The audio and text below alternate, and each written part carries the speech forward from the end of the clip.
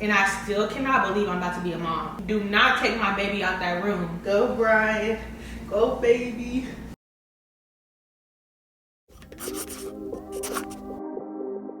Hello beautiful people and welcome to Bomb Kiss TV. So today's video we are going over my unmedicated and natural birth plan. Now I do know birth does not always go as planned, but I would like to have a plan of action set in place. As a first time mom, I think it's very important for me, my partner, everyone involved from the medical team, the nurses, the staff, everyone to be on the same page so that moms and dads' wishes are granted as much as possible. Obviously, if things don't go as planned, at the end of the day, the goal is just to have mom alive, baby alive, everyone happy, healthy, and ready to go home in just a few days. So these are my preferences. Let me know you guys' birth stories. Let me know some things you have on your birth plan. Let me know, did everything go as planned? If it didn't go as planned, what happened? How did they continue to make sure you guys were okay after that? Let me know everything, I guess. Let me know. Put me on to all the birth stories. I love to hear them. I love to read them. This is my first time having a child. Like I said, I'm a first time mom. So I'm trying to be as prepared and educated as possible. So please do not hesitate to leave me tips, tricks, birth stories, things that I'm not mentioning on my birth plan that you know that I should mention. Please do not hesitate to leave them down below. I read every single comment, especially when it comes to my child. I'm gonna read every single comment and make sure, like I said, I'm as educated as I can be going into this journey of being a mom, okay? I kind of have an idea of what I want on there, but I wanna make sure I have it saved on a device and printed out. We plan on bringing a folder to the doctor whenever we go into labor and delivery because I heard that they give you a lot of paperwork once you do have your baby. So I want to make sure that we bring our birth plan, a physical copy. So I have one, dad has one. I'm going to tape them up in the room, in the delivery room. That way everyone can know exactly what I want in case I'm out of it, in case dad's tired, or you just never know. I want everyone to be able to have the information. So I'm going to create our birth plan on Kittl. You guys know I use Kittl for everything, thumbnails, graphic design. I've used it to design some things to sell online. It's pretty much like Canva, but like better. So that's what I'm going to use today to go ahead and create our birth plan. I might put a cute little template on there, a cute little design. Let's go ahead and get into it. So first things first, let's go ahead and add some text on here. We're gonna name it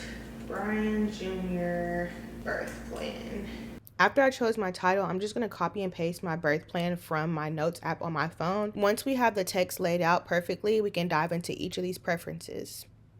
So number one, mom and dad in the room, only all visitors in the lobby. Okay, so there is an exception to that. If, like I said, if my mom can get here, I really want my mom in the room. If she cannot make it, if I go into labor like in the middle of the night or something like that, my mom's 10 hours away. So our plan is for me to try and go into labor naturally around 38, like 37 and some change, 38 weeks, and hopefully she's here and I can go into labor while she's here. But if something happens to where I go in and she's not here, I only want mom and dad in the room and or doula if we have one. Obviously this is going to be a natural birth with no medication or laughing gas at all. I don't want anything to take away from the experience, and I know that sounds crazy, but this is just me being honest. I feel like this is something that it can be scary depending on how you look at it, but I feel like ultimately this is what our body is designed to do, and I want to fully experience it in its entirety. I don't want anything to kind of take away from the experience, if that makes sense. I mean, the pain is part of the experience. I know that sounds crazy. I just, the way my brain is operating, I just don't want anything to take away from how I'm supposed to feel in that moment. I want to feel the ring of fire. I want to feel the contractions. I want to feel everything so that my body knows exactly what to do and when to do it. I feel like as long as I take medicine, I just won't get the full experience. And to each their own, like I said, as long as you push the baby out, I feel like there's no right or wrong. I hate when people try and put down epidurals. I feel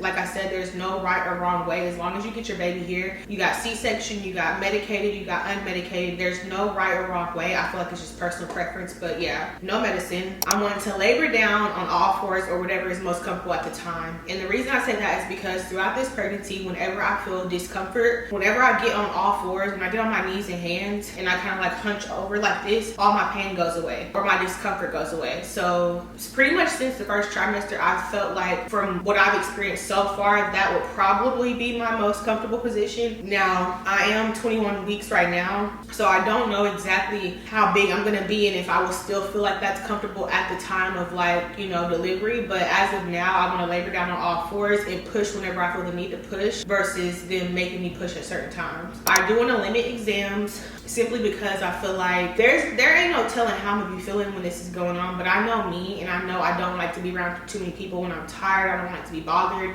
and I feel like pushing him out, I feel like me and his dad will just want to take in that moment, and if they can limit the exams, that'd be awesome. I want relaxing sounds playing in dim lights, so I am planning on making a music file or folder or giving someone like a channel maybe on YouTube that I find that we can just play on the speaker. I have a JBL portable speaker that I'll be bringing to labor and delivery with me so that we can kind of set the tone of like relaxing, chill vibes. I want something relaxing that's going to soothe me and help me get into the mind frame of this is what I'm made for, this is what I need to do, everything's going to be fine, relax and push. So, and then the dim lights just simply because I don't like super bright overhead lights. I love lamps and stuff like that, so I just want it to be dim and relaxed. I do want constant fetal monitoring on at all times with the belt. So there's ways that they can come in and check your baby's heart rate and then like intermittently, and then they can do constant fetal monitoring where you have a belt that you wear and it constantly monitors your child's heart rate. I'd rather have constant just for kind of like a relief sake in my head to know that he's constantly being monitored. So yeah, I do want to tear naturally, and I'd like to have olive oil to help with that prior. From the research that I've done, I've heard that sometimes they'll go in and try and like tear you manually or rip you in order to make the transition from your baby inside to outside a little bit easier. But me personally, I'd rather just get the massage with the olive oil and then tear naturally if I have to tear. I do plan on doing everything I can, the okra water, the raspberry leaf tea, all that to try and make sure I don't tear. But if I do, I'd rather tear naturally versus them going in and literally tearing me so that he can slide out. Not happening. I would like the birthing ball and squat bar. The squat bar I feel like it's because of the position that I plan on going into labor in, and then the birthing ball just simply because I feel like it'll calm my nerves and obviously help go into labor. So I do plan on breastfeeding, so if I can, I'm going to see if I can collect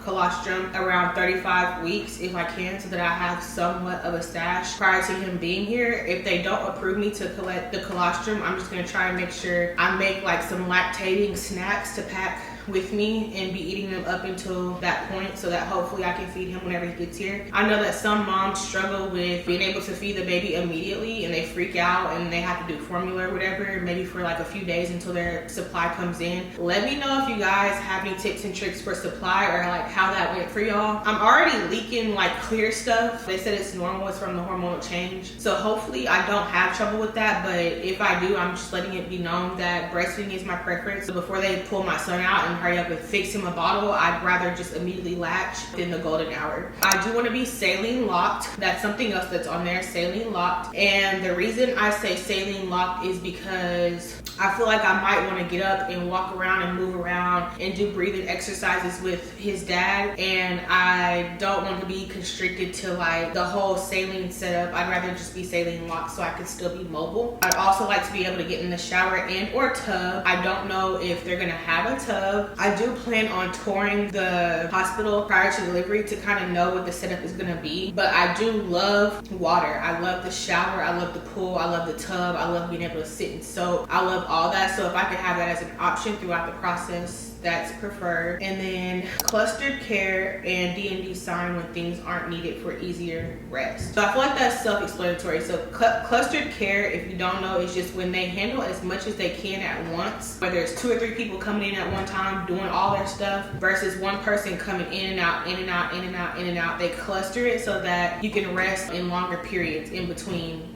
the nurses coming in and doing what they needed to do, which goes to the part 2 of that, which is the D&D sign up whenever clustered care is not taking place, just so they can leave me alone. I just pushed a human out. Give me a minute, okay? So yeah, let me know if y'all did clustered care or if y'all let them run in and out of your room the whole time, because I definitely won't be doing that. Another preference is to not pull my placenta out. I want it to come out naturally and pass on its own whenever it's safe. I've seen stories and videos of them reaching in there, grabbing the placenta and yanking it out, and I'm telling you right right now that is not happening. That is not okay. I want to just push it out whenever it's ready to come out. And I've also heard of people taking their placenta home and doing things with it. Sometimes they cook it, sometimes they put it in plants, sometimes they freeze it and use it for smoothies. Let me know, have y'all heard of that, or is that just like a new thing? Apparently some hospitals let you take the placenta home and some don't. I don't know exactly how I feel about that yet. I can't see myself eating the placenta, even if it looks like a Wagyu steak. I just don't see myself eating it. I think it's like a mind thing. I may be able to blend it up and put it in a smoothie, maybe, but even that feels a little freaky because it feels like I'm eating like a body part of like a human, which I mean, I already eat animals, so it shouldn't be that far off, but something about it just won't click in my head. So I may do some research on benefits that I could repurpose it with if I do take it home. Let me know how y'all feel about that. Did y'all take y'all's home? Did the hospital tell you could or couldn't? Like, what's the big deal with the placenta? I don't know.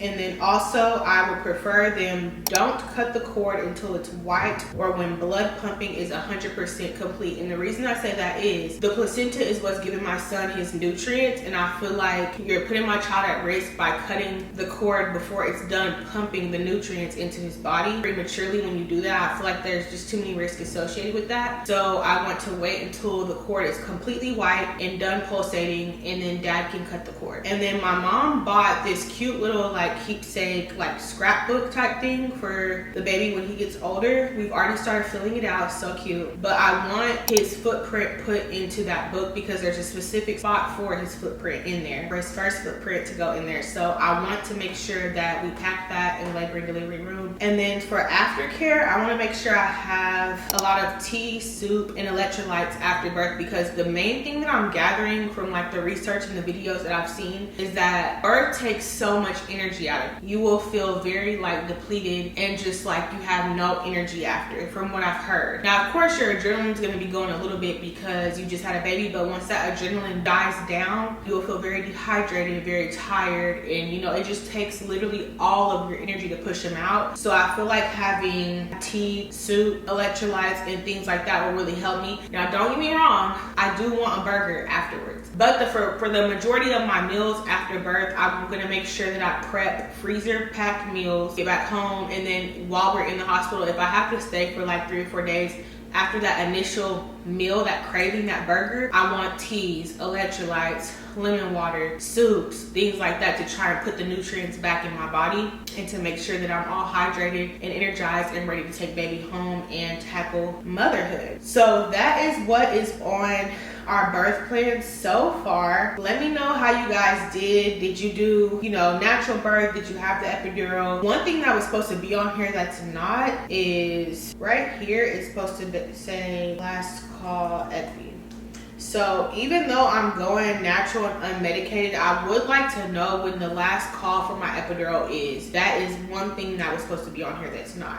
So I'm gonna go ahead and add like some little graphics on here. That's one thing I love about Kittl. They have all types of elements and graphic designs on here to where you can just make something real quick like this in 5 minutes. And his theme is safari. So I kind of want to add like an elephant, a giraffe, maybe a monkey, something like that on here just to make it a little cute. But this is what we'll print out and bring to the hospital with us. Like I said, I'll have one, his dad will have one, our doula will have one. I'll have one taped up on the wall or the door inside the delivery room just so everyone knows what mom's preferences are. And another one that I don't know if I mentioned or not, baby does not leave the room without a parent present, okay? Dad has to be there, period. If I'm knocked out and I can't go, dad has to come. Do not take my baby out that room if I ain't got eyes on him or if dad ain't got eyes on him, because I will turn the whole hospital out. I promise you. I promise you. No questions asked. I'll turn the whole hospital out. Don't take my child out that room. I don't know why that's the last one because it was supposed to be the first one, okay? But yeah, these are the things that I've decided on, and I'm just so excited. Like I said, give me all the tips and tricks. For all my moms out there, if you are pregnant, congratulations. I wish you and the baby nothing but healthy and safe delivery. We got this. You got this. Remember, this is literally what our body's made for. That's why it's possible. Don't let the horror stories scare you. Keep faith, keep confidence in your body, and do everything you can to prepare for that special moment. If you are trying to get pregnant, do not be discouraged. I'm going to film a video over that because I actually wasn't supposed to be able to get pregnant with what I had going on with my body and my hormones at the time, and I still got pregnant. And I know exactly what I did to get pregnant, other than the obvious thing. There were things that I did to try and correct my hormonal imbalance balance, and I ended up still getting pregnant anyway. It wasn't intentional. We weren't trying or anything like that, but it happened. So if you need baby dust, I give you all the baby dust in the world from me and baby Brian. When it's your time, you will know and you will have the baby. And I hate to say that in a callous way, but until then, just do what you can to prep your body and go the natural route of healing, and that will do it. Don't listen to the doctors. Don't let them tell you can't have a baby. That is not true. Your body is designed to have a baby, okay? It may take a while for you to regulate your body to be able to conceive, but your body's designed for this. I give you all the baby dust. Do not listen to these doctors. Don't listen to the internet. Prepare your body. And other than that, thank you guys so much for watching. If you guys are wanting to design your birth plan or just anything in general, I'll have the information for Kittl down below, as well as a discount code for you guys if you want to buy the pro or expert version of Kittl. But I just want to make sure I got the birth plan out the way. This is subject to change, but for right now, this is what we're rolling with. And I still cannot believe I'm about to be a mom. Like, he gonna be calling me mama. I cannot believe this. I'm trying to wrap my brain around it. But anyway, that is it for today's video. Again, let me know, all the moms out there, put me on game in the comments below. I would love to hear all the stories. And other than that, thank you guys so much for tuning in, and I'll see you in the next video. Go Brian. Go baby.